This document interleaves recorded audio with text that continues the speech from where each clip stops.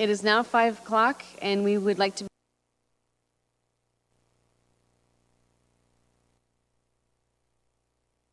according to the order of the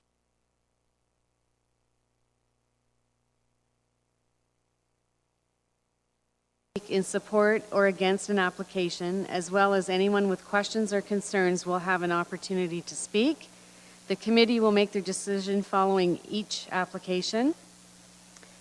If there is anyone present who is not an applicant or agent but is interested in the decision of the committee, you may fill out one of the forms attached to the clipboard on the back table and file it with our Secretary Treasurer, Sherry Mott.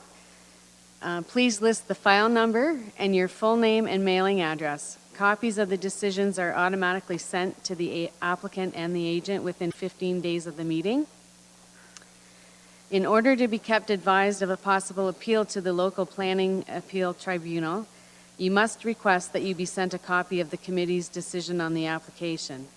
The decisions are final if there are no appeals within 20 days following the committee's decision.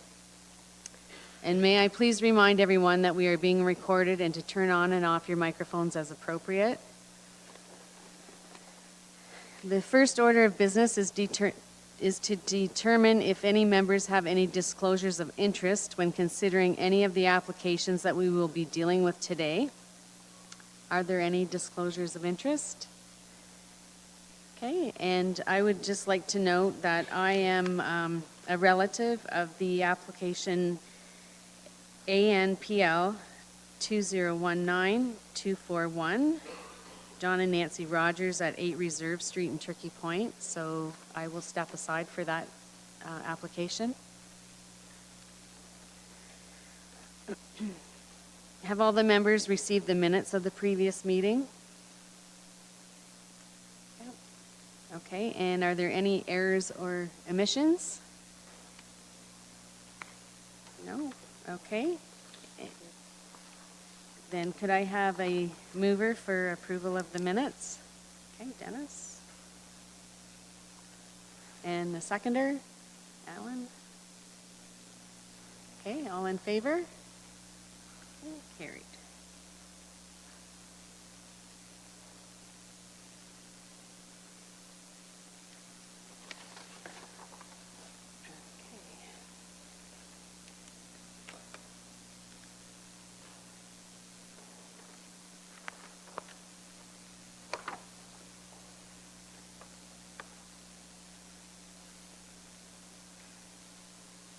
Okay, the first application that we are dealing with is a minor variance.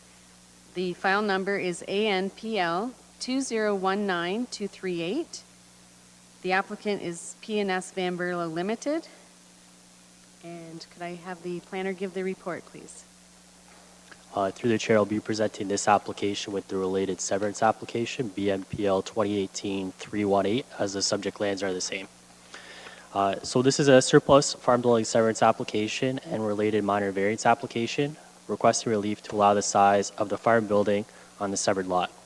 The subject lands are 1.79 acres in size and front onto the north side of Victoria Road near Norfolk County Highway 24 East in the former geographic township of Woodhouse. The lands contain a single detached dwelling, a trailer converted into a dog kennel, a greenhouse foundation, a storage building, and a pump house. The trailer is proposed to be removed and the storage building is proposed to be reduced in size. Barns and trailers are located on the retained lands. The lands are in a primarily agricultural area and are surrounded by farms in all directions. The severance and original minor variance applications were previously deferred from the February 2019 Committee of Adjustment meeting at the request of the applicant. The original minor variance application was refused by Committee of Adjustment when it was brought back in May 2019, resulting in this new minor variance application coming forward. The severance application was deferred by committee in May, deeming it was not consistent with provincial policy statement and did not conform to the official plan at that time. The applicant is now proposing to remove a portion of the largest accessory building on the subject lands, which reduces the requested relief for usable floor area. The applicant was encouraged by planning staff to reduce the size of the proposed severed parcel to exclude the farm building. The applicant was given the opportunity to reduce the severed lot size after the initial meeting with staff and after each deferral. However, no changes to the lot configuration were made since the application was first submitted. This current minor variance application is requesting less relief from the usable floor area provision than the previous minor variance application. That application was requesting 349 square meters for usable floor area and a maximum building height of 9.5 meters. Since the first minor variance application was submitted, the zoning bylaw has been updated to provide relief for accessory building height on all surplus farm dwelling severed lots instead of those 1 acre or less. As such, relief for building height is not included with this current application. The applicants are now proposing to demolish a portion of the farm building included on the severed lot. This is a condition on the application to ensure that reduction happens should the application be approved. The intent of the accessory building provisions is to allow for personal storage buildings and detached garages on rural residential properties while limiting their scale. Allowing large accessory buildings to remain with the residential lot can lead to bylaw issues in the future, as these larger structures are more likely to be converted for other purposes than personal storage. It is planning staff's opinion that farm buildings should remain with the farm. Planning staff are of the opinion that the request for relief is not considered appropriate in this instance and is not in keeping with the intent of the zoning bylaw. Staff have noted concerns with the proposed lot configuration, which remains unchanged from the original submission, including the increased lot area to include an oversized farm building, no provision for safe, direct, and separate access. The configuration leads to potential land use conflicts between future owners because of the proximity of farm buildings on the retained lands to the proposed lot lines. And proximity to proposed lot lines leads to spatial separation issues, as commented on by the building department through application circulation. These applications are not consistent with provincial policy statement and do not conform to the official plan policies. Staff are recommending both the minor variance and severance applications be refused. Okay, and questions for the planner, Dennis? Thank you very much, Madam Chair. Just for clarification for myself, I read this and I forwarded some questions to the planner. I copied everyone, except Rudy. His email keeps bouncing back for some reason. But having said that, what is the proposed lot size, 1.79 acres, showstopper? Through the chair, we do look at lot area with these applications when forming a recommendation. Of course, each situation is unique. Sometimes that minimum parcel size required for the house and its services is smaller or larger depending on the location of the buildings and those services. The key aspect with this application is that the severed lot was purposely made larger to include an oversized storage building and not kept to the minimum size to contain the house and its services. Okay, and second question for you, Madam Chair. It relates to the storage building itself. So, as long as the property stays as part of the farm, everything's okay. The size of the building in terms of square footage and its height, everything's okay, right? Through the chair, that's correct. Okay, so now with the amended zoning bylaw, the height of the building is not an issue. That's correct. Okay, so we're really talking about floor storage space. And the proposal is to reduce it to 208 square meters. So we're talking about 8 square meters over the maximum, correct? Through the chair, the request is for 18 additional square meters, and that's for a small pump house also located on the property. Oh, so you're including the pump house as storage as well? Through the chair, it's counted as an accessory structure, and therefore part of that usable floor area. That's where I was confused about your response to my email. Okay, so 18 square meters is what we're talking about. So if the applicant were to reduce the large building further to bring it down to a combined number of something that is less than 218, the committee here could say, okay, go ahead and do it, right? Through the chair, if the applicant was able to reduce the accessory building size to 200 square meters or less, then no minor variance would be required. Thank you. Are there any other questions for the planner? Okay, and is there an agent present?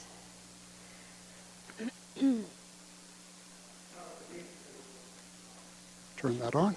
Good evening. I'm Dave Rowe, representing the applicants. Since I was here last, I guess, several months ago, my client has agreed to, first of all, remove the trailer that he uses as a kennel for his hunting dogs. He also agreed to reduce the size of the existing shop, which is 80 feet by 40 feet, 3,200 square feet, down to 55 feet by 40 feet, roughly 2,200 square feet. That's 1,000 square feet less. It brings the building down to, in metric, to 208 square meters. And the reason he didn't go further, we wanted to comply. However, if he went further, then he was going to lose half a door or part of his door for access into the shop. So going down to 208, that's only 8 square meters, 80 some square feet, more than than permitted under the bylaw. The county is counting the pump house. Well, the pump house is really more just like a garden shed, or even smaller than that. It just happens to have a roof. Actually, a lot of farmers just have a pump with some type of cover over it, so it wouldn't be counted. So basically, we're just asking for a minor amount of relief under the bylaw. We don't require relief in terms of the height anymore. The lot size itself, 1.79 acres, I've had a number of my applications over 2 acres approved. And I gather in your last meeting, which I think I watched on television, a 5-acre lot was permitted. When we start to getting this finicky about it, it starts to really call into question the whole what is a minor variance, and if we just etch things in stone, well, then that kind of saves everybody a lot of trouble. I think what the planner has trouble with, he looks at that building and he says, well, that's a farm building, and he can't get his mind around the fact that it's going to be reduced in size. I've had other minor variance applications where they were over the 200 square meters, and the committee approved it, just that the building didn't look as much like a farm building. So I think it's more of a perception thing.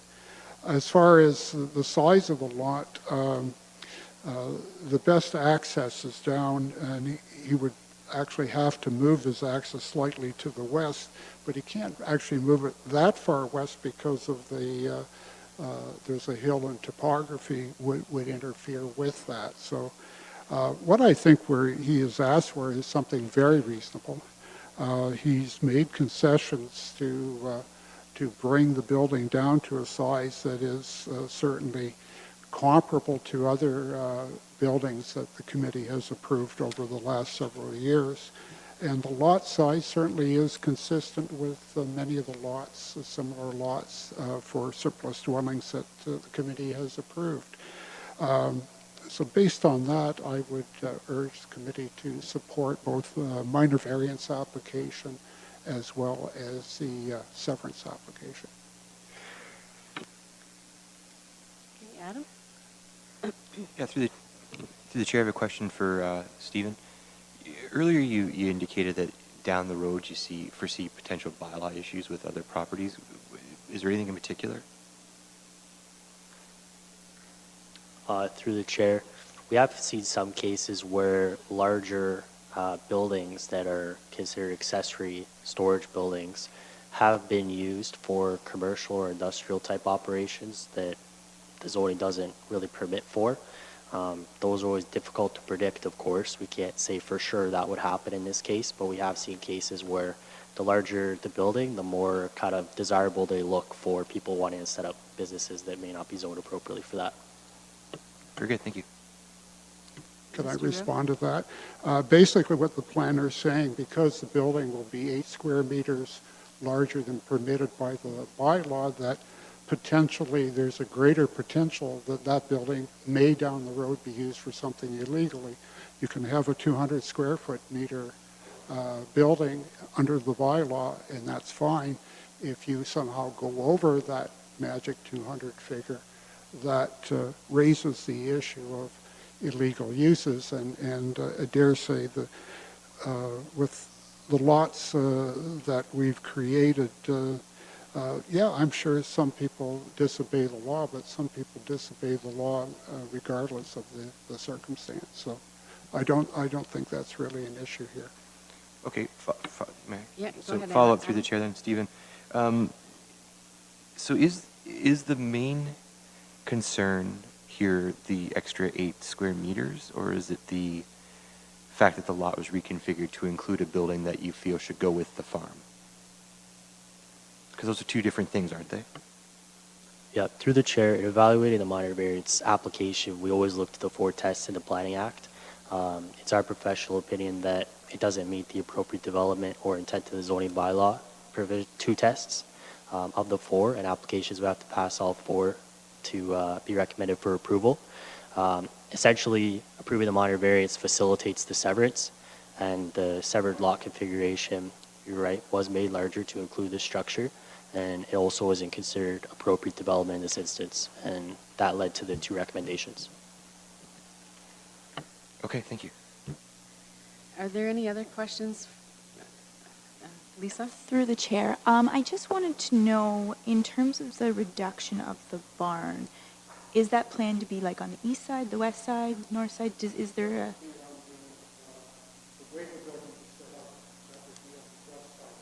The west side would be reduced, so there really isn't any opportunity to move that property line on the east side?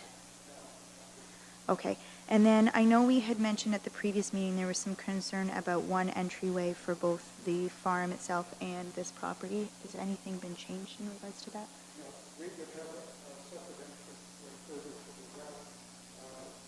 The retaining wall actually has 3 existing other entrances, the county, I guess, the city chose to force the main aspect of that. Okay, thank you.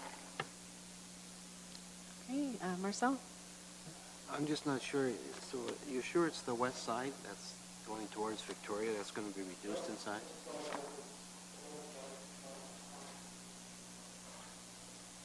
So how close to the property line are they?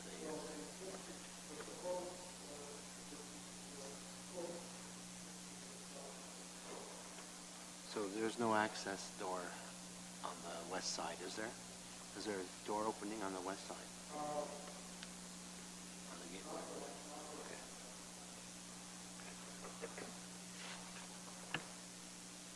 Okay. Another question, Dennis? Thank you. Through you, Madam Chair, to the representative of the applicant. Have you read the conditions that are attached to the consent application?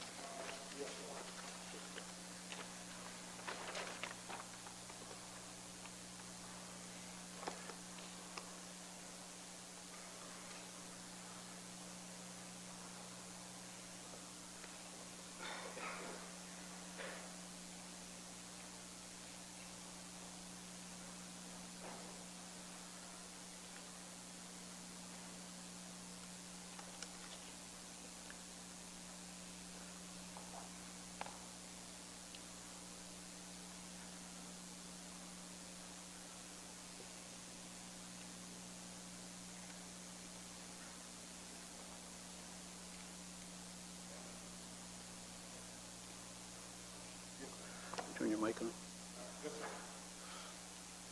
Yes, I have. Okay. Thank you. Do you have any problem with any of those conditions? Not that I can see, no. So your client would agree to all of those? Yes, you will. Look at number 6, sir. Okay.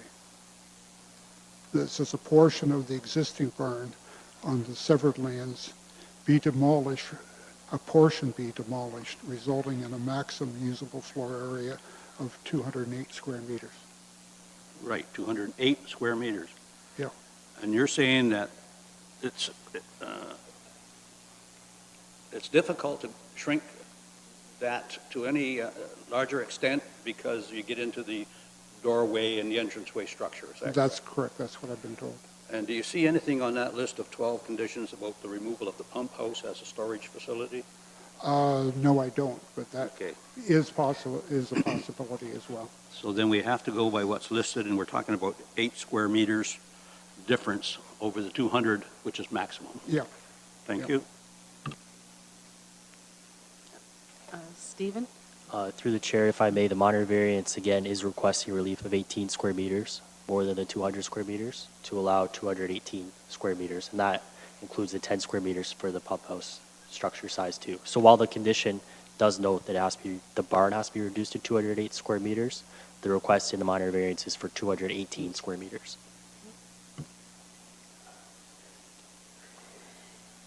Okay, do any of the committee members have any more questions? Dennis? Thank you as a follow-up, and I thank Steve for that intervention. To the, Oh, Mr. Rowe, yeah. I have a few of my own. I'm just getting through Okay. everybody else first. Okay, yeah. don't be running away. Yeah. Would your client, and I know this is spur of the moment, but would your client have any objection to getting rid of the pump house and doing what any other farmer might do and just put a cover over the pump or something? Yeah, I think if push come to shove, he would do that. Okay, thank you. Okay, Okay. so my question actually was with regards to the pump house. So I can assume it's for the house, but is that correct? That is correct, yeah. Okay, so the pump house is required or it could be modified? It could be modified, some type of protective covering over the Okay. pump. And then the other question I had, it does indicate in the planning report that the barn is currently part of the farm operation. Is Well, that- there's no severance at this point, so technically the house and the shop, it really is a shop. It's part of the farm right now as we speak. Once the severance is granted, it goes from being an agricultural use, both the house and the shop, to being accessory residential buildings. They're accessory agriculture at this point, but Okay. once the severance is approved. Yeah, they I change. understand that it's part of the farm now, but I'm talking about the farm operation. Yeah. Like, is the shop actually No. servicing the farm operation? No, the owners, Van Berlo's, have quite a large farm operation, and they don't need any of these buildings as part of their operation. They simply come on the land, plant the crops, and then leave, so they don't need the buildings. Okay. And I know we're dealing with the two applications separately. Should I save my questions on the severance? They kind of, to me, they're related, so you is it can fair ask. to ask the questions now? It's easier if you ask now. Okay. So they were given an opportunity to reduce the size Yeah, of the request and exclude the barn. yes. And is there a reason why they don't want to do that? Yeah, the reason why is that the farm owner, the previous farm owner, will be having the house and his shop. And his shop is kind of his, I guess, sanctuary. And he really enjoys utilizing and having a shop to work on vehicles and other such things. Okay. So it's a home business or home occupation or, No, he actually works for Van Berlo Farms and drives truck and does other things. But this is really for his own personal use. so a hobby? Yeah, he has snowmobiles and all Okay. kinds of things. Okay, thank you. Dennis? Thank you for allowing me to speak for the third time. Madam Chair, first a comment, and that is that each decision that this committee makes, same with council, doesn't set a precedent. These are one-off decisions, so if there's any apprehension about the next applicant coming to the podium and saying, well, you allowed that one, so you should allow this one, it doesn't happen that way. Just a comment. The second thing is, a question again, more to staff than, but through you. On the question of getting rid of the pump house, 10 square meters of storage space, I assume that your client's not with you tonight? No, he couldn't be here. So if we defer this, do they have to make any more applications, pay any more fees?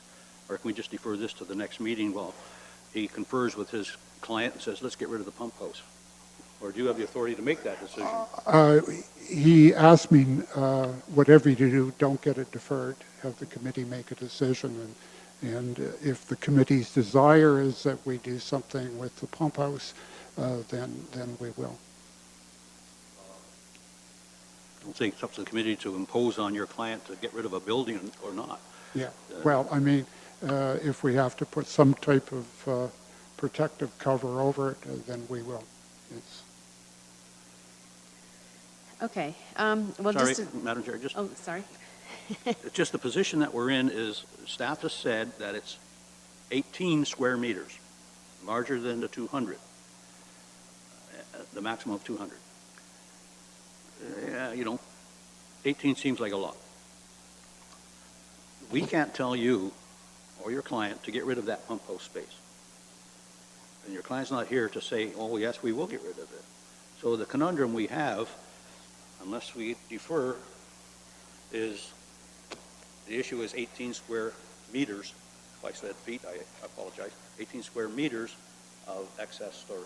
yeah. That's What where we we are. what would work, I would think, is if the committee approved up to 208 square meters, then I guess my client would have the choice to try to remove 10 meters off the barn or do something with the pump house.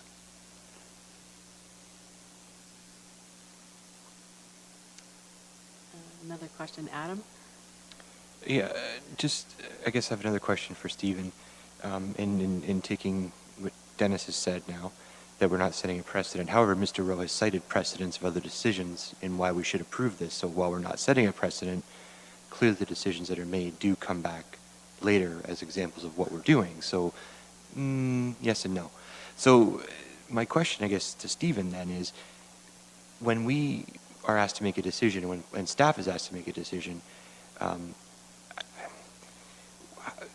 how do we weight the value of someone's sanctuary when we're dealing with issues of the official plan? And I guess that's where I'm struggling with this too, because that, to me, I mean, it's important, but it's not, it's very arbitrary, I suppose. So where do staff, how do we draw this line on what's acceptable to make exceptions on and not?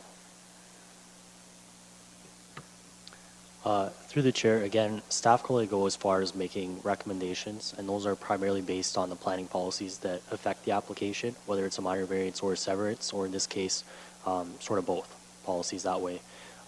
We certainly consider, the proposed use of the building, and in this case, it would be proposed as accessory residential. That is primarily a storage building, so if people get kind of more specific uses than that, whatever they call it, it kind of falls under that category.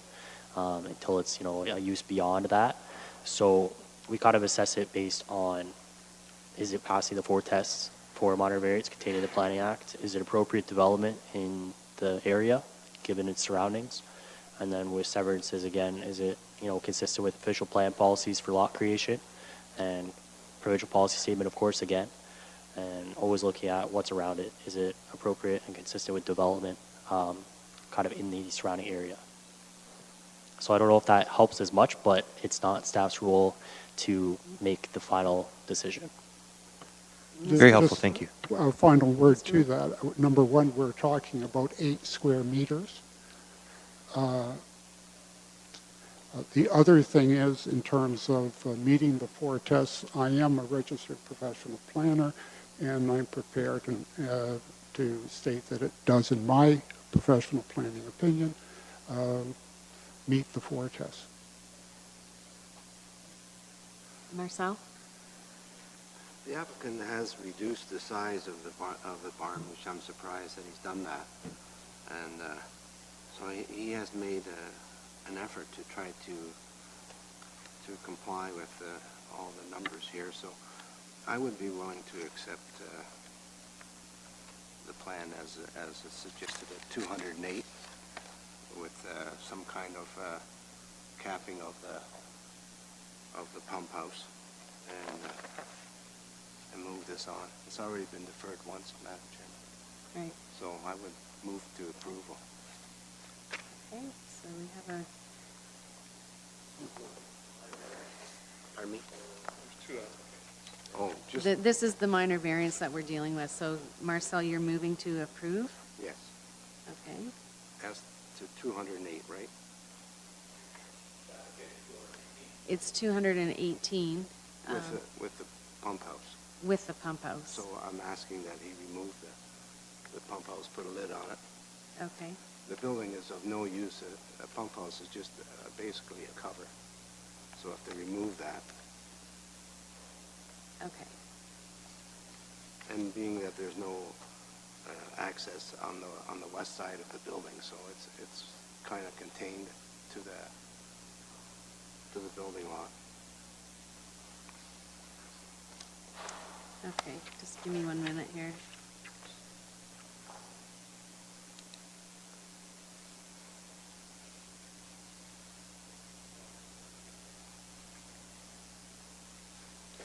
Okay, so the motion then is that we approve the application for 208 square meters with the condition that the pump house be removed.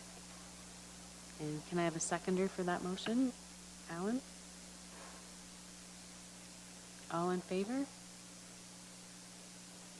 Okay, so that's approved.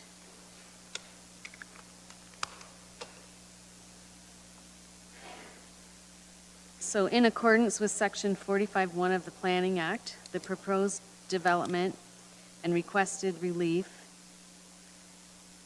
is considered appropriate development and is considered minor in nature and does maintain the general intent of the zoning bylaw, and that no public input was received and therefore has not been considered as part of this application, and it's approved with a condition.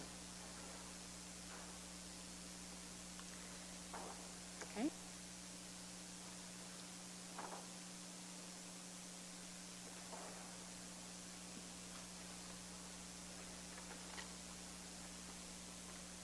And my agenda here. There. Okay. The next application is file number BNPL 2018-318.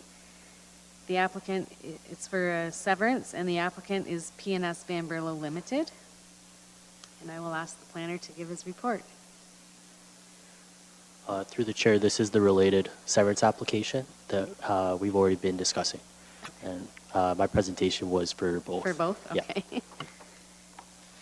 Okay, Dennis? Question through you, Madam Chair, to staff. And looking at the conditions then on this application for consent, and particularly number 6, given what the committee has done with the minor variance, is anything more needed here to address the removal of the pump house storage space? Through the chair, I would recommend to committee to add that as a condition on the severance as well.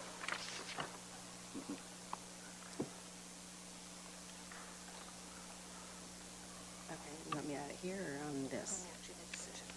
Okay. Okay.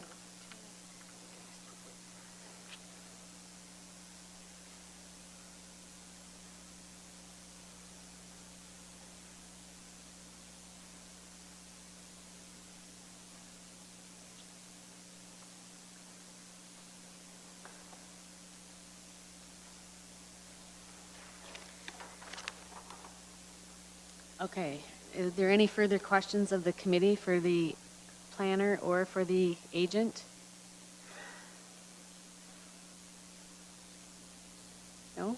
Okay, could I have a mover for approval? Alan? And seconder, Dennis?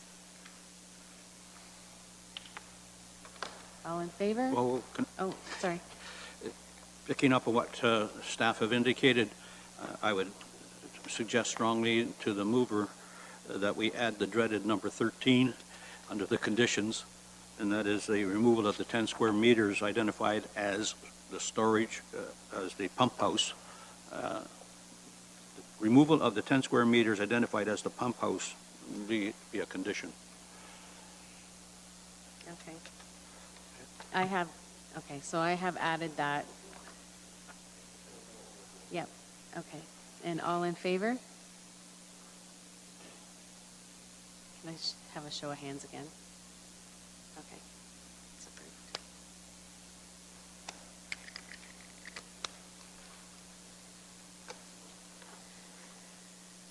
Thank you.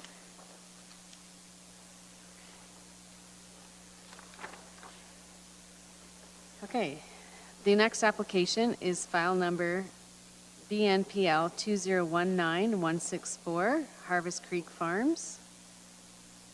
And could I have the planner give his report? This is a surplus farm dwelling severance application, and the subject lands are approximately 2 acres in size and front onto the south side of 10th Concession Road in the former geographic township of North Walsingham. The lands contain a single detached dwelling, a detached garage, and a pool. A large storage building straddles the proposed property line and is proposed to be removed. The lands are in a primarily agricultural area and are surrounded by farms and rural residential uses. The subject application was previously deferred by Committee of Adjustment to provide the applicant an opportunity to amend the lot configuration. The previous application required a minor variance for accessory buildings to be included on the property, and the current configuration includes the existing well on the severed lot and excludes those buildings at the rear of the property. The application is considered to be consistent with the provincial policy statement and conforms to the official plan policies regarding surplus farm dwelling severances. Staff recommend the application be approved, subject to the attached conditions. Okay. Does this committee have any questions for planning staff? No? Okay, Alan?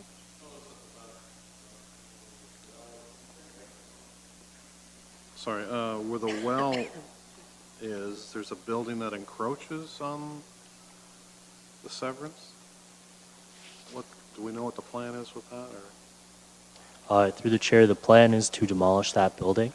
Okay. I've noticed since the report's been printed that hasn't been added as a condition on the list, and would suggest the committee would make their decision that condition be added to ensure that happens. Any other questions for planning?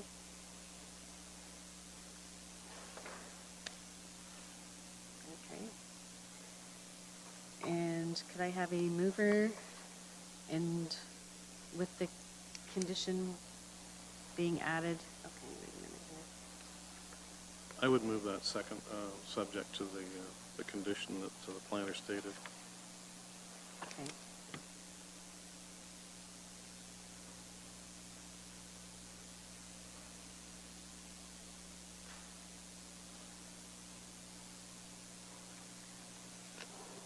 How shall I?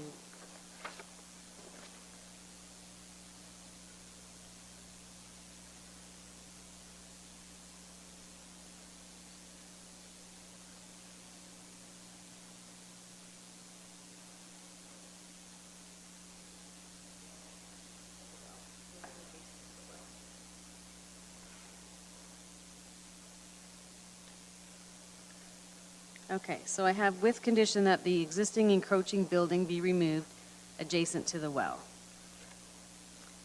Okay. And can I have a mover? Alan? You do, okay. And seconder, Marcel? Okay, all in favor? And the subject application is consistent with Provincial Policy Statement 2014 and the Norfolk County Official Plan regarding surplus farm dwelling severances, and that no public input was received and therefore has not been considered as part of this application. Oh, all in favor? We did that. It's carried. Yeah, I did that out of turn. Okay.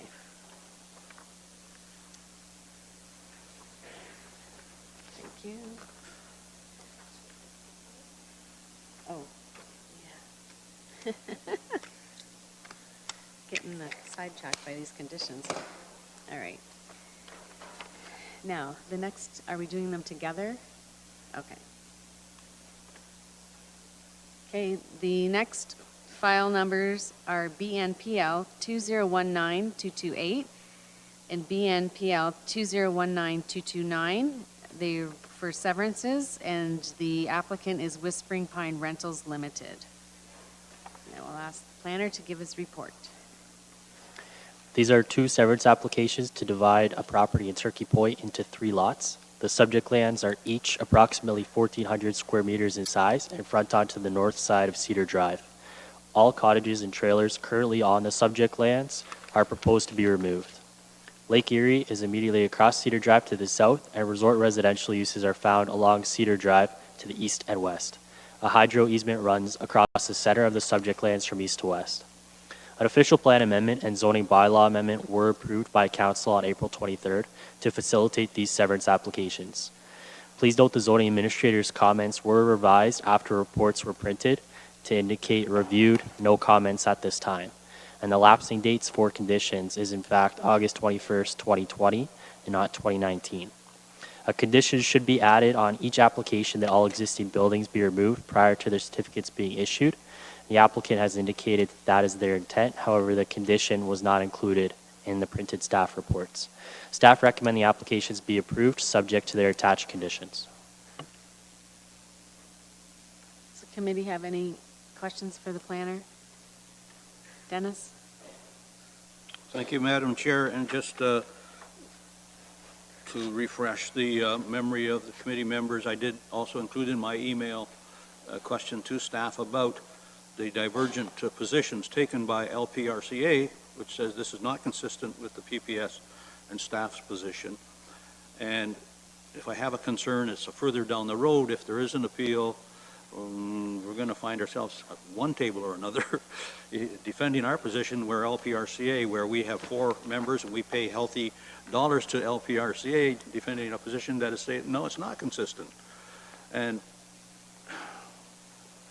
I'm not comfortable with that at this point, and I'll have a question for the applicant's representation when they come. Okay, and is there applicant or agent present for this application?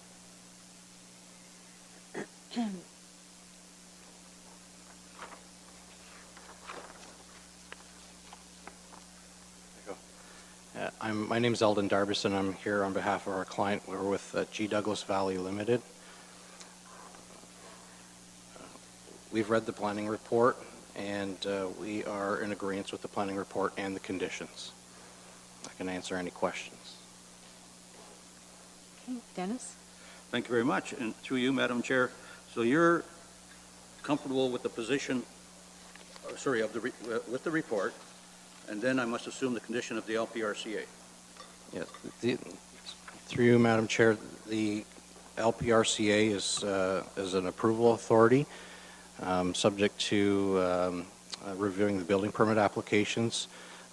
Nothing can be built on the site unless they grant a permit, which is also subject to the Ontario Building Code. So yes, we're comfortable. So I have a question. Then you're willing to move ahead with this and removing the buildings when you aren't certain that you'll get a permit from the Long Point Conservation Authority? Through you, Madam Chair, we are confident that we will get a permit through the LPRCA. The buildings will be engineered to be flood-proof, and yes, we are confident and we can remove the structures. Okay, thank you. Are there any other questions for the agent? Dennis? Thank you, Madam Chair. And I'm not sure, probably staff answer this better than someone else, but it's flood prone. And we've had high water this year. We've had high water past years. But my question is relative to septic systems, weeping tile beds versus holding tanks. And as I read this report, they're recommending weeping tile bed septic systems. Is that what we should be doing in a floodplain? Through the chair, I'll respond as best as I can without building code expertise, but there have been cases where people have installed raised tile beds in flood-prone areas, and that's sort of in conjunction with LPRCA to meet their requirements for flood-prone areas. So it's one of those cases where there's always an opportunity, I think, in a lot of cases to outbuild. There's just additional requirements when it is such a flood-prone area. Thank you. Are there any other questions for the committee? No? Well, I just have a comment. So when I read through the Long Point Conservation Authority comments, they're suggesting that the proposed site development changes and intensifies the land use and significantly increases the number of dwelling units. But if you actually looked at the property, there's quite a number of trailers and a few cottages. So I think this application actually reduces the number of dwellings because it's seasonal, and it will continue to be seasonal. So I don't believe that it intensifies the land use. That's just my comment. I don't know if staff has any. If I can make a comment, I think now separating this property into 3 lots, the buildings on those properties are going to be much larger than you currently have. So I think if LPRCA is using the term intensification, I think they're covering the size of the place that's going to be on the property, which may be equal to, less than, or more than the sewage that's going in the ground now, or into holding tanks, that type of thing. So that's where my concern is. And I will say,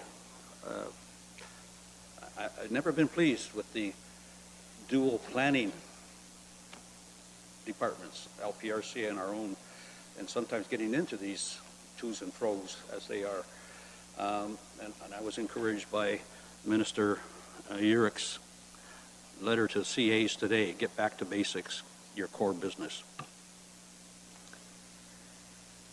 Okay, any other questions or comments? Okay, so I have added on both applications, condition number 8, that all existing buildings be removed. And could I have a mover for approval? Adam?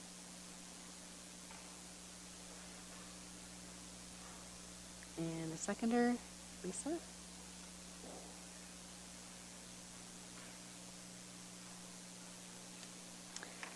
The application is consistent with the Provincial Policy Statement 2014 and conforms to the consent policies of Norfolk County Official Plan, and that no public input was received and therefore has not been considered as part of these applications. All in favor? Carried.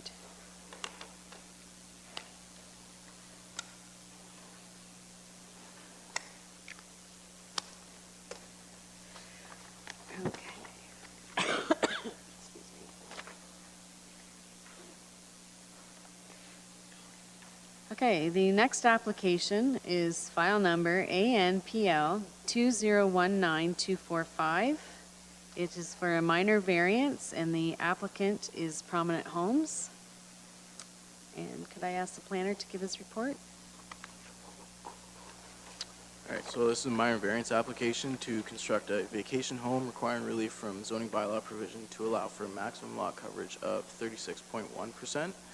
The subject lands are approximately 696 square meters in size and fronts onto the east side of Cedar Drive in the resort area of Turkey Point. The lands currently contain a vacation home and an existing shed in the rear of the yard. Both are proposed to be removed. The subject lands are zoned as resort residential, and adjacent land uses consist of similarly sized vacation homes. The proposed development is considered appropriate as it is replacing the currently existing vacation dwelling and is not out of character in terms of size or scale with adjacent structures in the area. The requested relief from applicable zoning bylaw provisions is considered minor in nature, and no public opposition to the application was received. Staff recommend that this application be approved. Does the committee have any questions for planning staff? Okay. Is there an agent or applicant present?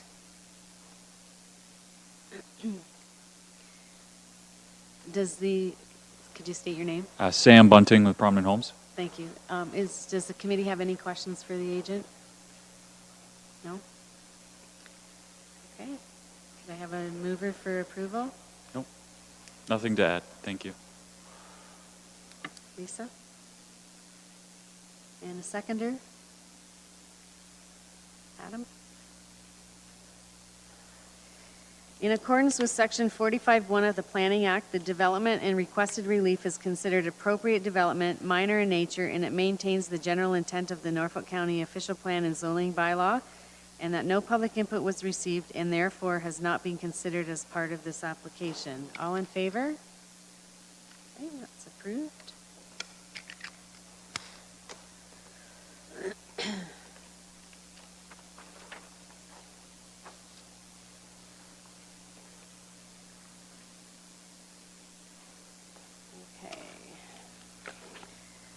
The next application is ANPL 2019246. It's for a minor variance, and the applicant is Prominent Homes, Inc. And I will ask the planner to give his report, her report. Thank you. The applicant is requesting a variance to permit the construction of a vacation home. They require 1 meter of relief from the maximum building height of 9.1 meters to permit a height of 10.01 meters. The applicant also requires relief of 8% for the maximum lot coverage of 15% to allow for 23% lot coverage. The applicant also proposes to construct a detached garage requiring relief of 1.72 meters from the maximum permitted height of 5 meters to allow 6.72 meters and relief of 8.52 square meters from the maximum usable floor area of 76.2 square meters to allow for 84.72 square meters.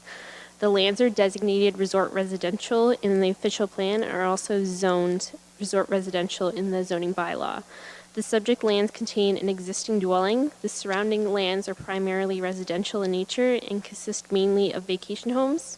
No negative impacts to surrounding lands are anticipated. The application is considered minor in nature, consistent with the provincial policy statement, conforms to the official plan, and maintains the general intent of the zoning bylaw. Staff support this application and recommend it be approved. Thank you. Questions for the planning staff? Dennis? Thank you, Madam Chair, and we do have a copy of a memorandum or email that is here in front of us from next door residents, and I guess my question through you to staff, what is the side yard setback and is it being conformed to in this instance?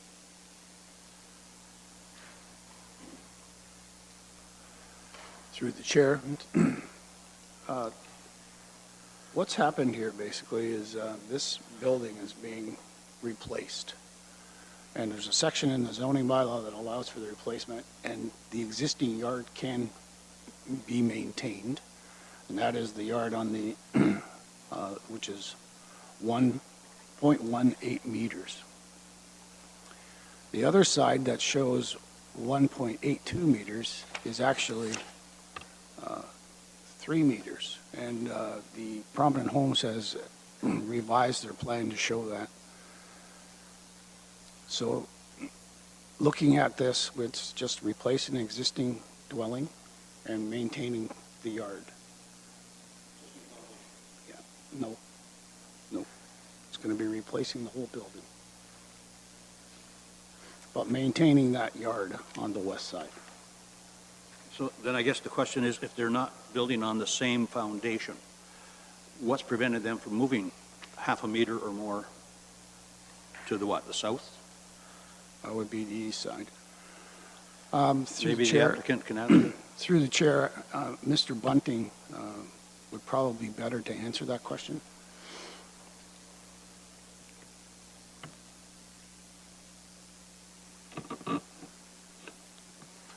The question was, why aren't we moving over?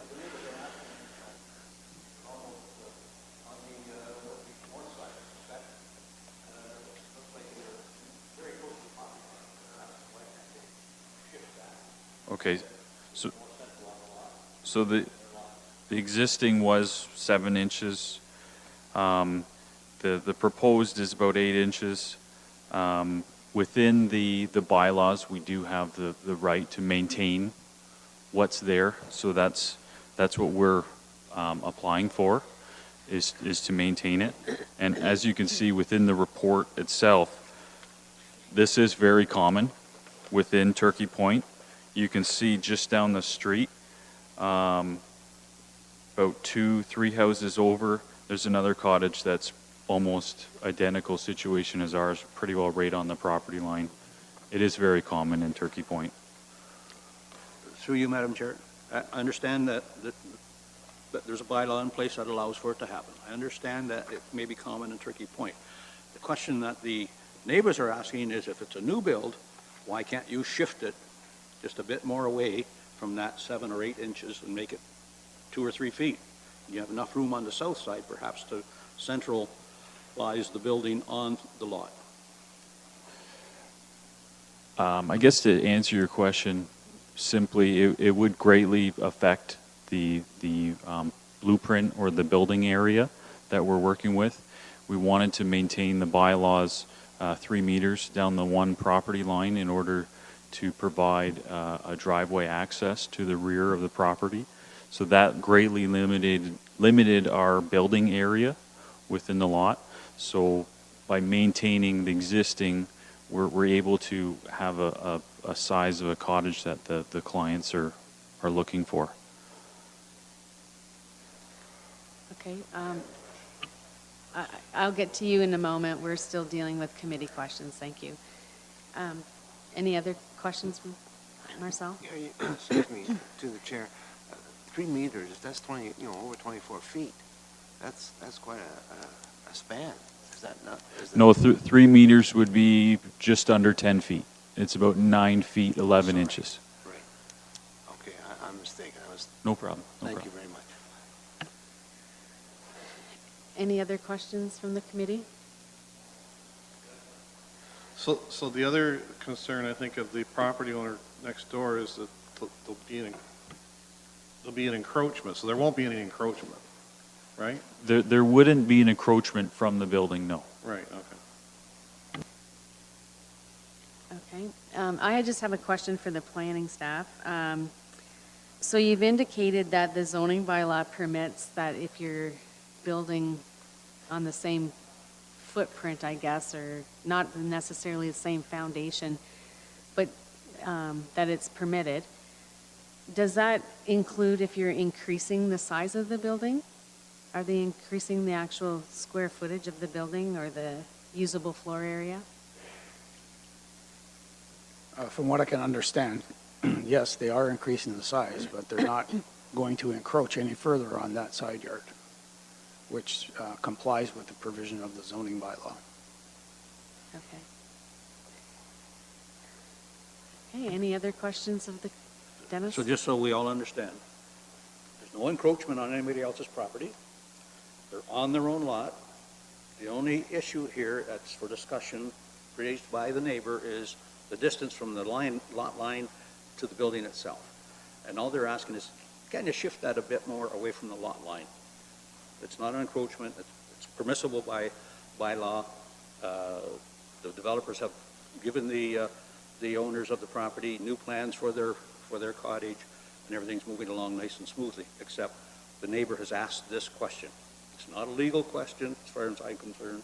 It's a polite question. Do you mind shifting the property or the building over a bit? Okay. Okay, now, is there anyone here that would like to speak regarding the application? And please state your name for the committee. My name's Mark Glover. A little bit of history. I've been there for 32 years. It's been, I think this is the 4th owner of that particular property. Over the years, we've had issues. Right now, it's 7 inches from the property line. You cannot walk around that side of the house. This is a new build, a brand new build. You're right. This is something out of kindness that I've asked the builder again today to do. Is just push it. Maybe 1.2 meters is not the answer. Maybe 3 feet is the answer. I'm trying to be a good neighbor here. I think the man needs to be able to walk around his building, be able to construct it on his own property, be able to maintain it. I'm not sure how you build a house without encroaching on my property with 7 inches or 8. If it was maybe 3 feet or something like that, I think that's kind of a reasonable thing that would go a long way to solving a lot of issues we've had over the years. I don't know what else to tell you. I think, if there's a fence going to be built or something like that in the future, if this gentleman wants to build a house or a fence, or myself, 7 inches is pretty tough go for both of us. Hedges, it's in the works right now to build a single car on the side of 10 Arnold Street.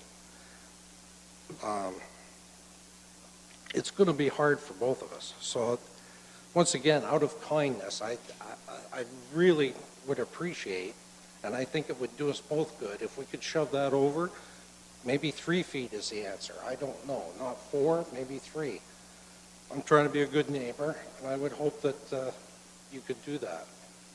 Like I say, it's been an issue for years, 33 years, and this is the 4th owner. We got a new build here. Let's see if we can do something here, work something out. Okay. Any questions? Does the committee have any questions? I have one question. Do you know approximately how far your building is from the property line? Yes, I'm probably, I don't know, what do you think, 15 feet? You're probably 3 meters from. Yeah, from the, Yeah. Okay, yeah, okay. yeah. Yeah, we're okay. Okay. Okay. Just one other thing before you sit down. Just want you to know the committee will make the decision after we've had our discussion. Okay. And if you are not satisfied with the committee's decision, you do have an option to appeal it. Okay. Okay? Just wanted to make sure you're aware There of that. are other issues. We're also looking at the height issue here and the square footage. I don't think that's going to affect his square footage of his house. You just make it a little longer instead of a little wider. You still get the same square footage, right?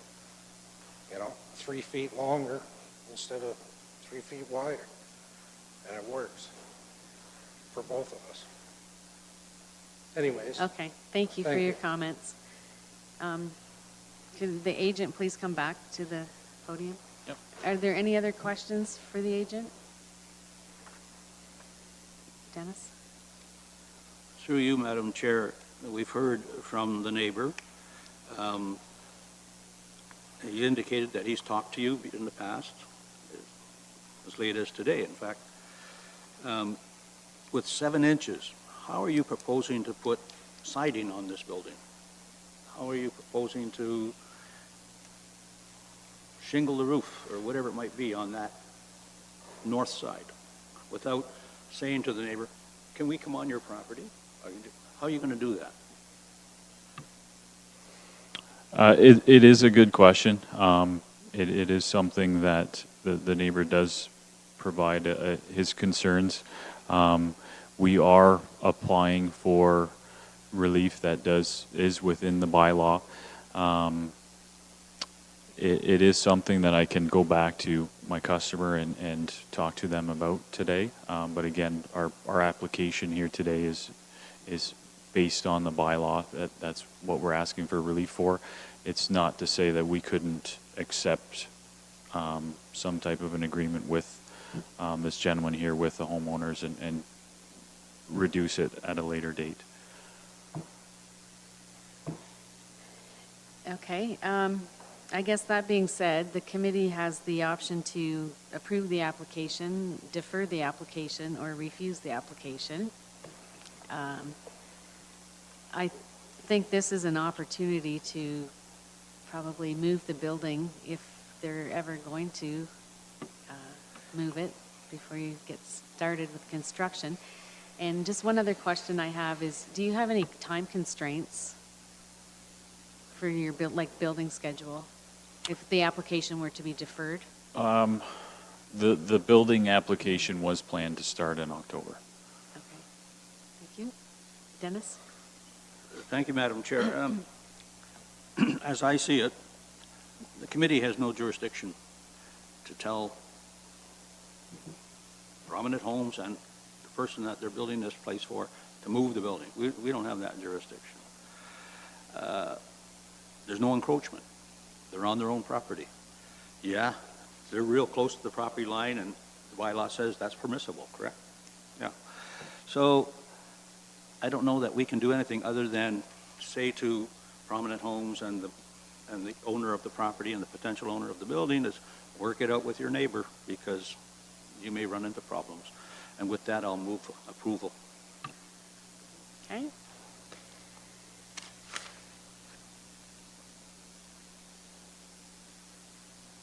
Okay, and a seconder?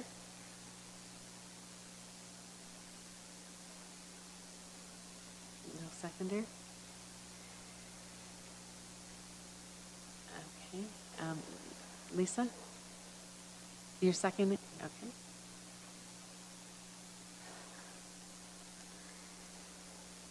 Okay. In accordance with Section 45(1) of the Planning Act, the proposed development and requested relief is considered appropriate development, minor in nature, and maintains the general intent of the official plan and zoning bylaw, and that no public input was received and therefore has not been considered as part of this application. Oh, I'm sorry. Yes, public input. Yeah. Public input was received and has been considered as part of this application. Okay, and before we vote on this, just one further comment. I would strongly encourage you to talk to the owners and consider coming to some kind of compromise with the neighbor to eliminate any appeals, which could be very costly for both sides. Dennis? As the mover, may I say, if this fails, and it might, then there are only two other options. Reject it or defer it. And as you just said, the agent here can make a decision. Do they want to defer it and try and work out a deal? Or they want to have it rejected and then have to come back again and a whole new submission? Okay, so the motion is for Marcel? A comment. I think once this is approved, there's no pressure put on the applicant to change. I mean, I know he's in his rights to build whatever he wants, but this certainly doesn't seem like a good situation to be 7 inches from somebody else's property line. Maybe he wants to defer and talk to his client, or maybe it fails. I'm not sure.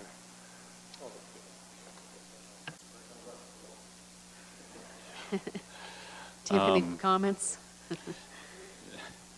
Yeah, I honestly, I didn't expect to hear this, just because we were meeting the intent of the bylaw, and, you know, it's the responsibility of this council to uphold the bylaw, which this clause that we're talking about is within the bylaw.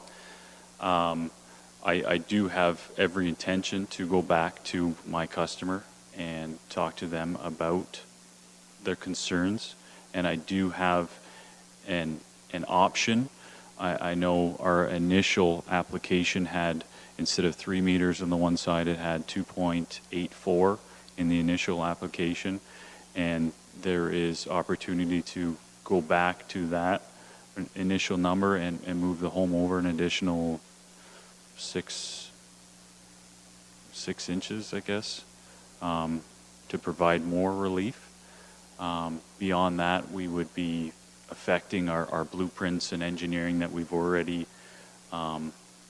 established. I don't know if the owner would be happier with this more of a 14-inch relief. I'm sorry. Sorry. You've provided your comments, so I think there's not another opportunity. I am sorry.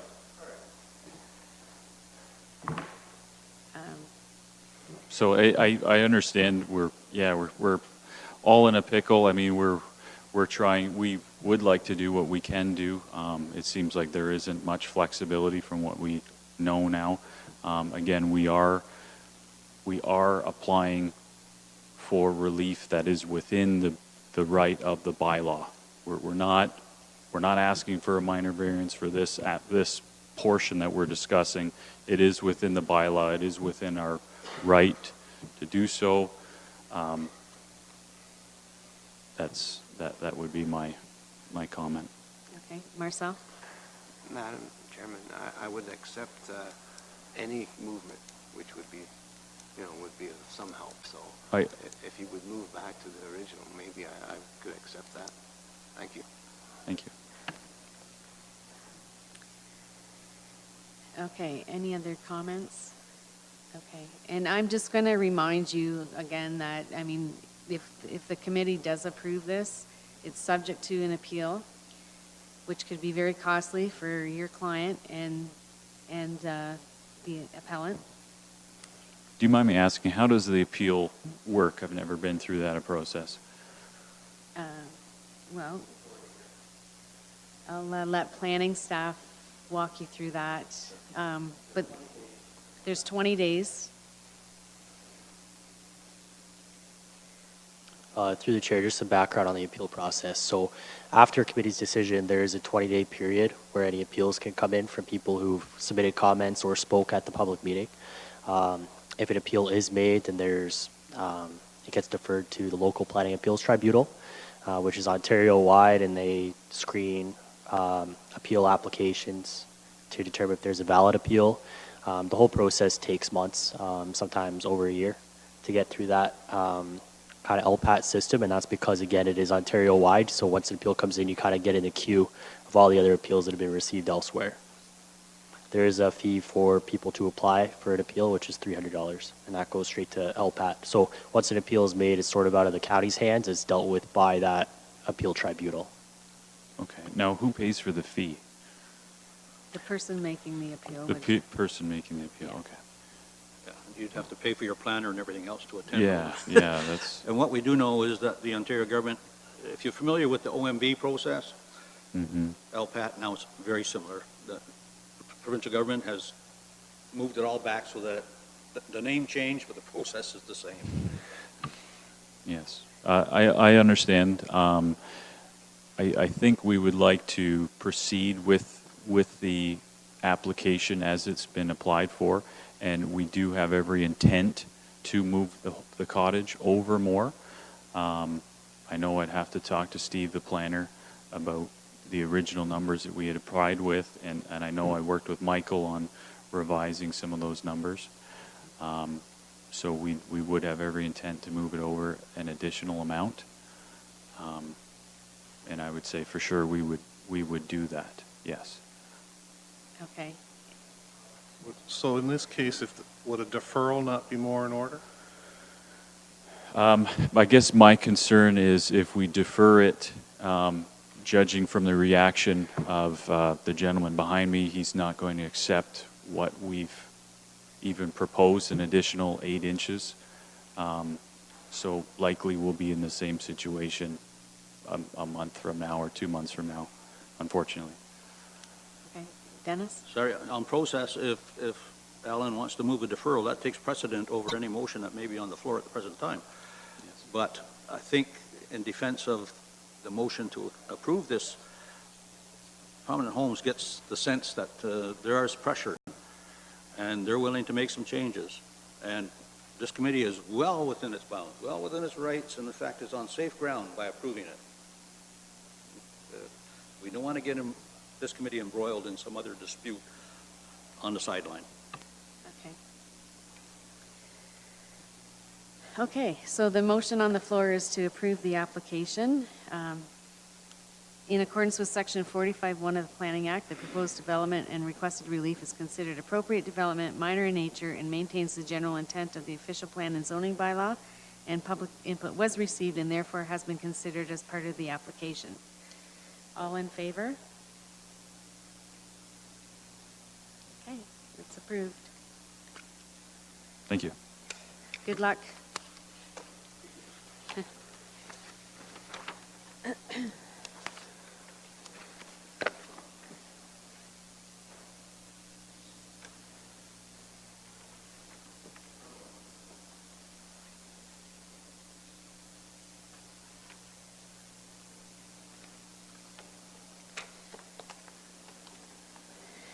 Okay, the next application is file number ANPL 2019-219.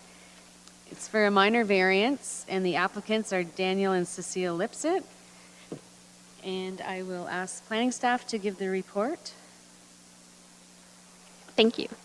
The applicant is requesting a variance to permit the construction of a detached garage requiring relief of 0.25 meters from the maximum building height of 5 meters to permit a height of 5.25 meters. The applicant is also requires relief of 56 square meters from the maximum usable floor area of 55 square meters to permit a usable floor area of 111 square meters. The applicant is also requesting relief from section 3.2.1B of the zoning bylaw to permit the construction of an accessory structure in the front yard. The lands are designated urban residential in the official plan and are also zoned urban residential in the zoning bylaw. The subject lands contain a single detached dwelling as well as a single detached car garage proposed to be removed, as well as fencing and a vegetation buffer. The surrounding lands are primarily residential in nature. No negative impacts to surrounding lands are anticipated. The application is considered minor in nature, consistent with the provincial policy statement, conforms to the official plan, and maintains the general intent of the zoning bylaw. Planning staff support this application and recommend that it be approved. Thank you. Does the committee have any questions for planning staff? Alan? So 56 square meters is permitted, and they're requesting 111 square meters?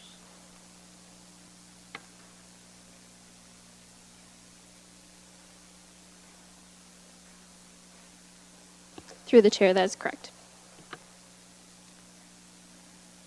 Okay, are there any other questions for planning staff? And the applicants are here. Are there any questions for the applicants? Would you like to come to the...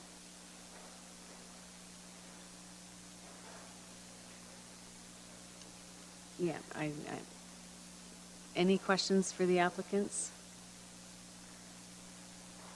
No? Okay. Okay, I guess we have no questions at this time, sorry. And is there anyone here that would like to speak with regards to this application? And please state your name. Dave Ory, I'm a neighbor to the west, I guess.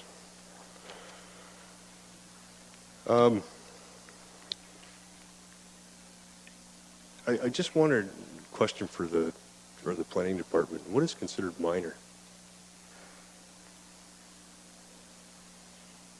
Just a simple question. There's no simple answer. One of those ones, eh? Gotcha. No, I just wondered because you're allotted 55 square meters, right? And we're trying to go to 111 in a residential, well-established neighborhood. So I guess my concern is it's not so much with what this neighbor's going to do with the structure. Like I'm sure it's an honorable what he's trying to do, and maybe his storage. I don't know. What when he sells the house in 5 years? Then I get a neighborhood garage beside me, or an auto body shop. Then what? Planning staff? Through the chair. We can't anticipate what's going to happen in the future. We can only deal with what we have now. Yep. The municipality has zoning bylaws, and they have bylaw enforcement officers. If something occurs in that building and it's brought to the attention of the county and it's in violation of the zoning bylaw, the bylaw enforcement officer would have to deal with it. And if it's something that requires to come back to the committee, then it'll have to come back to the committee. The best thing that we have in the county is we have people who are watching. So if something happens and somebody notices something, then yes, they have to phone and call the county and say, is this permitted? But at the present time, we can't second guess what's going to happen in the future. What we're dealing with is what they've applied for. They're saying that they're going to use it for storage. And it's permitted within the zoning bylaw as a residential accessory building. And we're just varying the provisions of the zoning bylaw to permit it to go a little bit bigger. And on the front lawn. And on the, in front of the building, not so much the front lawn. It's encroaching into what is technically called the front yard. Yes. Anything from the front face of the building to the street line is called the front yard. So, while I've got you on the speaker, there's also a provision in the bylaw regarding a 10% lot coverage, right? I don't think in the residential zone there is a lot coverage requirement anymore. Oh, I thought that was part of the bylaw.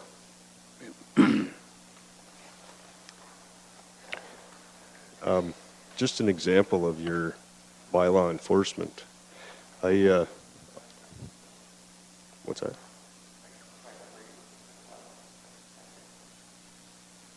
Sorry, Michael, are you looking at the bylaw right now? Yeah, so just before you. Okay, sorry. Okay. The application doesn't identify a request for relief to lot coverage, so they would be within that. Otherwise, if it does exist, they're not over Oh, what's for allowed. sure. Like the lot's probably 2,500, 2,600 square meters. There's no doubt. But does that include the carport, the covered porch, and all the sheds?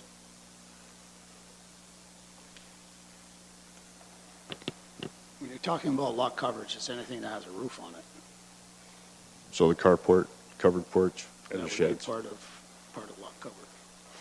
Yeah. Okay. Just wondered because it'd be close.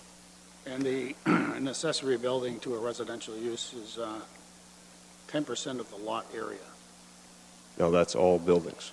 maximum of 55 square meters usable floor area. Total buildings. Total accessory building. Total accessory buildings, which is any Not the covered house. structure on the Doesn't include property. the Yep. house. Houses, yes. Because in the residential R zone, there is no lot coverage for a house. That's correct. It all has to deal with the yard requirements. Yes. Sheds, covered porches, That's accessory. which is 10% of the lot. Yep. Has anybody looked into that?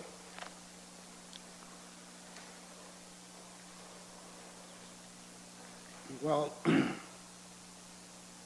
we depend on the bylaw department to do what is called a zoning deficiency form, and it was not brought up in the zoning deficiency form. Yeah, because there's no sheds on that map. Well, they're going to be removing a bunch. of Just a buildings garage. On the property. Just a garage, a single car garage.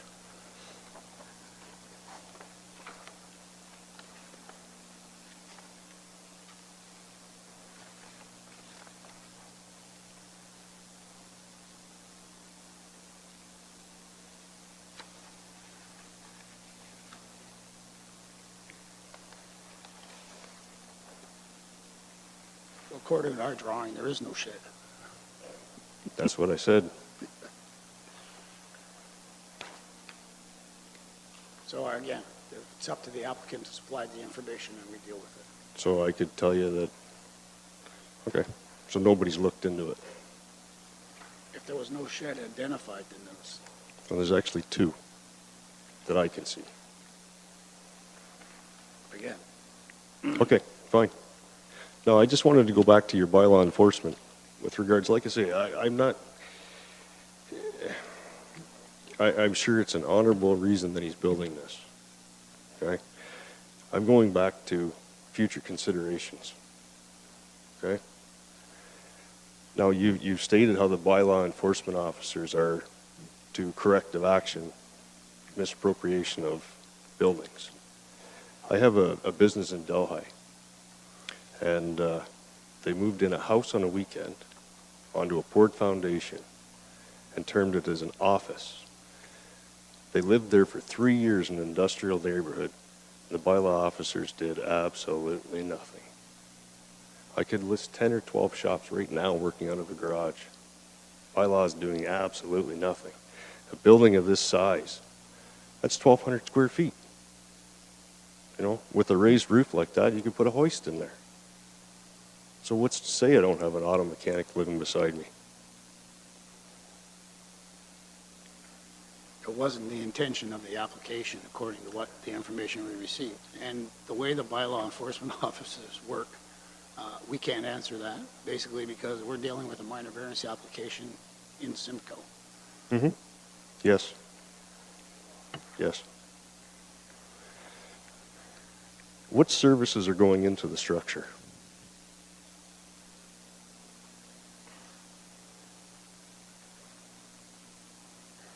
You can refer to the applicant for that question, if you would, please.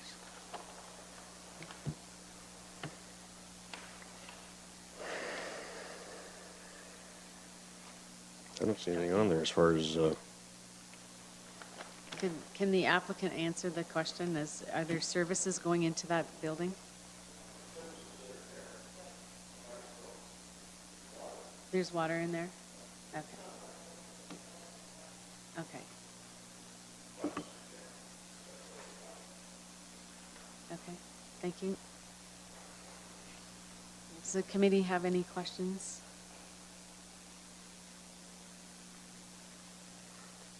Are we, is it, has to be questions to the neighbor, or can I ask? To the neighbor, yeah. Okay, not any questions from Okay, them. all right, thank you. And I just want to remind you, again, that the committee will make the decision, and if you're not satisfied with our decision, you do have that option to appeal. Okay? Okay. Any further questions for planning staff or the applicant?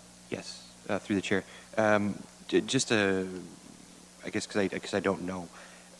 So if there's, if the 55 meters is what's allowed, and we can just, how do we land on 55 meters if we can just double the size with a vote? Like, I guess I'm just not clear on how that works. Like, how did we arrive at 55, and then how can it just be sort of like, or not? Like, I don't get that.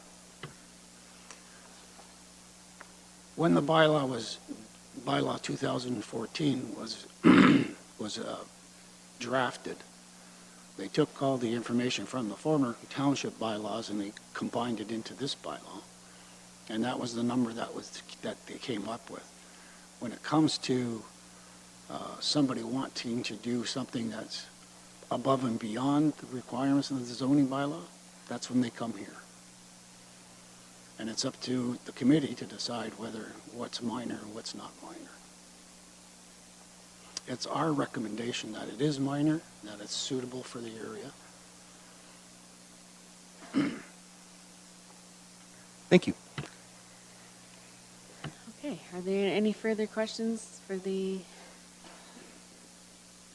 Just to the planners, Mrs. Chairman, that only works out to about 10% of the lot coverage, doesn't it? That square footage of that building. He has 0.63 of an acre. That's about 30,000 square feet. The zoning deficiency form shows 7%. Okay, thank you.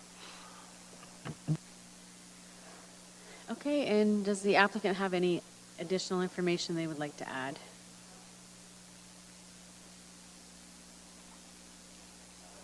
Just, can you turn this microphone on? I couldn't quite hear what this gentleman said, but when we originally met with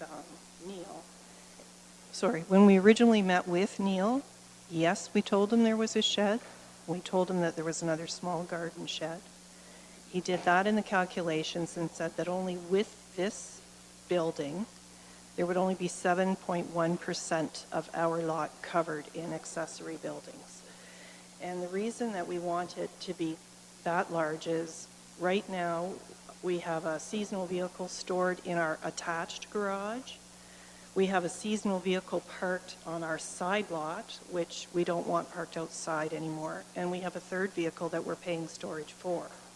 We want them all home so that when we want to take them out for a Sunday afternoon drive or a Wednesday afternoon drive, because we're both retired, they're there, they're accessible. And when they need to be a minor repair, my husband is no mechanic. I am not a mechanic.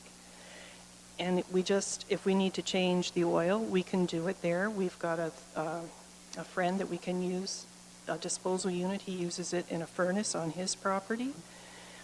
We also have received an engineer's opinion for the lot grading plan exemption. They said there'll be no watershed on anyone's property with the size of the building. And we've asked for a carport out in front of it, because right now we have a trailer that I use for my grass clippings and when I cut down all my vegetation in the fall and our leaves, we use it, and right now it's sitting outside. I don't like it. I'm sure the neighbors don't like to look at it, and it's actually killing the grass, which I'm kind of proud of at my house. So if you have any more questions or I can answer anything else, I just wanted to thank Neil. He was a great help, and thank you all for your time. Okay, thank you. Any other questions for the applicant? No? Okay. Okay. Staff are recommending approval. Can I have a mover for a motion to approve? Alan? And a seconder? Marcel? In accordance with Section 45(1) of the Planning Act, the development and requested relief is considered appropriate development, minor in nature, and it maintains the general intent of the official plan and zoning bylaw, and that public input was received and therefore has been considered as part of this application. All in favor? Okay. It's approved. Yeah, does the committee want to take a few minutes to break? Okay.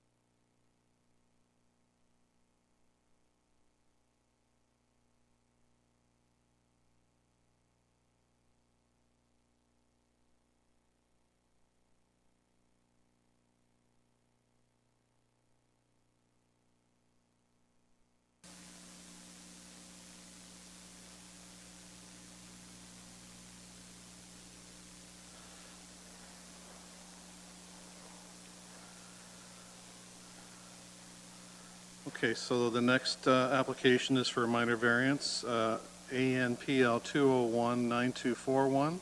And can the planner give the report? So this is a minor variance application to construct a vacation home requiring relief from zoning bylaw provisions to allow for 1.62 meter front yard setback and maximum permitted lot coverage of 23%. The subject lands are 443 square meters in size and fronts onto the south side of Reserve Street in the resort area of Turkey Point. The lands currently contain a vacation home and an existing shed. Both are proposed to be removed. Adjacent vacation homes along Reserve Street have relief from the zoning bylaw provision for the minimum front yard setback, creating an established building line.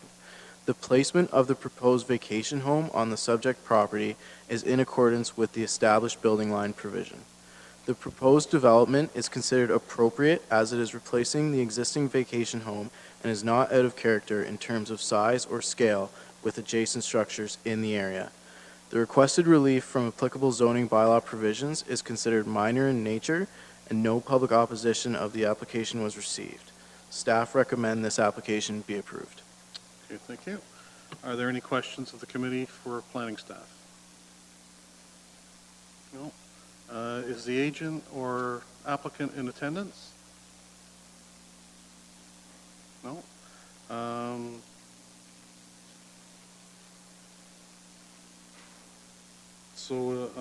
Would someone like to make a motion? Pardon me? Is there anyone here to speak against this application? With a lot of practice. What's the wishes of the committee? Make a motion to approve. Motion to approve by Adam? Yep. And the seconder? Lisa?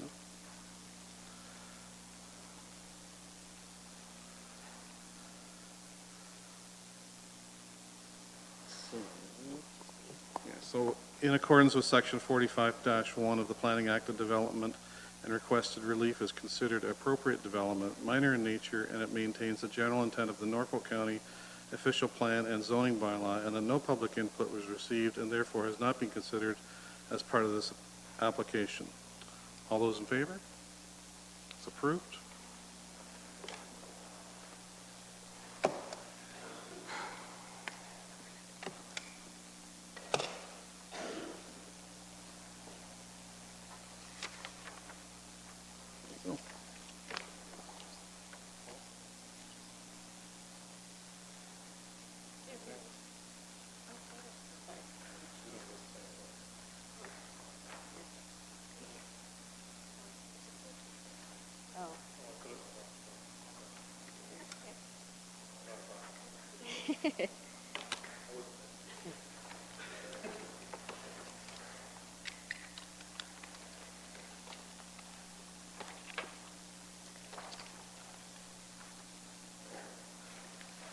Okay, now the next ones, are we doing those together as well? Okay. Okay, the next applications are BNPL 2019243 and BNPL 2019244. They're for severance, and the applicants are Marianne Paraki Phibbs, Candace Marie Phibbs, and Catherine Ann Gilbert. And I will ask the planner to give the report. These are two adjacent severance applications to create two new residential building lots in the urban area of Waterford. The severed lots are each 450 square meters in size and front onto the east side of Arthur Lane. The lands are vacant and are currently part of a larger residential property containing a single detached dwelling. A small shed will be relocated or removed should the lots be created. Surrounding land uses are urban residential in nature, consisting of single detached dwellings and related accessory structures. Public comments were received in opposition to these applications after the reports were printed and has been provided to committee for review. Concerns raised include change to neighborhood feel, parking, and water pressure. This is an infill development opportunity which makes the best use of land on municipal services in the built-up area while ensuring the development is compatible with its surroundings. These two applications are consistent with provincial policy statement and conform to the official plan consent policies. The severed lots meet the zoning bylaw requirements for lot area and lot frontage. Staff recommend that subject applications be approved, subject to their attached conditions.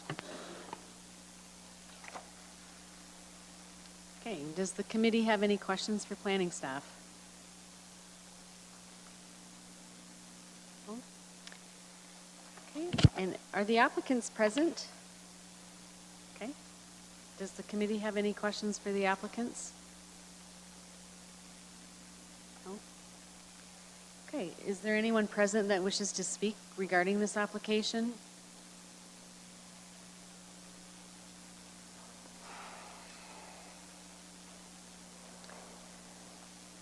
Please state your name for the committee. Hi, I'm Marie Crockett. Do I need to go closer? Yeah, Sorry. Here thank I you. am asking Yeah. you guys to speak up. I'm Marie Crockett. I live in a property right across from where the proposed lots are.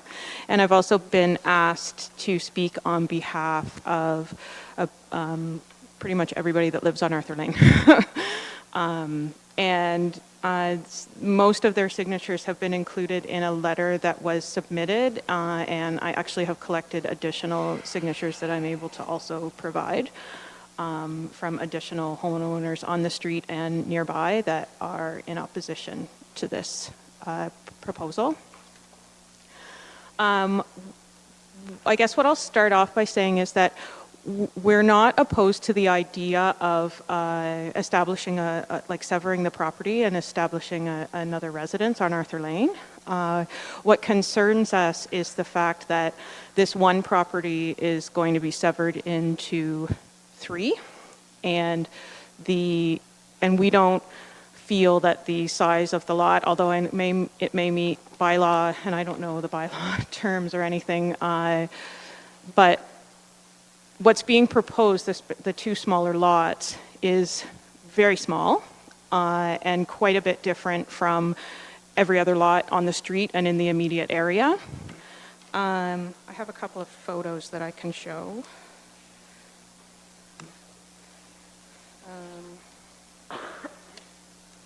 Well, I guess another one of our concerns, not only, we're quite concerned of what could possibly be built on those properties that isn't going to be so large and overwhelming to the lot itself to even supply any type of yard, any type of driveway. And I realize that, I heard earlier you can't predict the future and, and what someone's going to propose, but the size of those lots are very, very different from what's on the street. Arthur Lane is also a very short, narrow, quiet little street. We all value that. I wrote that in the letter. Everyone values the openness of the street, and we're really concerned about the street becoming really crowded and closed in. This is Arthur Lane. Currently, this is what the street looks like. Well, this is what it looked like the other night when everybody's home and all the vehicles are parked there. There's no vehicles near the road crowding the street. There are a minimum of 10 children between the age of 3 and 14 years immediately either on Arthur Lane or right at the very end of Arthur Lane. This house, for example, has 3 small kids. This is Arthur Lane on a day when someone was having a family event. And this I just got from Google Earth because that happened to be the day that the car drove down that street. I know with the upgrades that are going to happen in that area to the roads, Arthur Lane isn't even being proposed to have sidewalks put in because it's so narrow. And what we're concerned about is that the addition of 2 other houses, because I can only assume that you create 2 residential lots, it will mean 2 more houses, will mean more vehicles on the street. And the size of those lots, we can't see how parking is going to be available to those residences and where it's not either going to be directly on the street or directly right next to the street.